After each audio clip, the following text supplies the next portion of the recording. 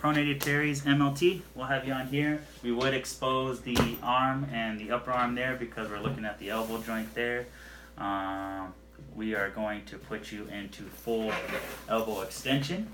Right? That doesn't look comfortable. I'll come over here. Go ahead, scooch over to the side here. Okay. So imagine this is all skin, right? So what we're going to do here is we're going to pronator teres, pronates. So elbow extended, we're going to go into full supination, but with MLT, we're going to go ahead and stabilize this guy so we don't externally rotate the shoulder. And the first sign of tension that we would get, we would stop there. We would take a goniometric measurement of forearm supination, which would be using the ulnar styloid process just lateral to it, the proximal ventral surface of the wrist, and an imaginary skewer poking up through the bicep. And then we would compare that to our actual goniometric measurement of our full firm in range of supination. And if there's a big difference, then you can consider that fucker is tight. What's next? A supinator. Alright, supinator, same idea. Elbow's going to be extended. We're going to go into pronation and stop when we first feel a little bit of sign of tension. Alright, we would take a goniometric measurement again for pronation.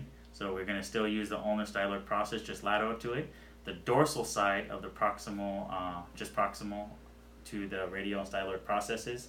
And again, our little imaginary skewer through the biceps there. And then we would compare that to our goniometric measurement of firm in range pronation. And if there's a big difference, you have some tightness in the supinator. Extensor carpi radialis longus and brevis muscles. Okay, so for those guys, we're going to keep these elbow extended. They're going to come to the base of the first and second and third metacarpal. So to put them on stretch, we're going to go into ulnar deviation and flexion, and we're going to stop at the first sign of tension. Once we have that sign, we're going to take a goniometric measurement of wrist flexion. So we're still going to be using the triquetrum, the lateral side of the fifth met, and the lateral side of the ulna.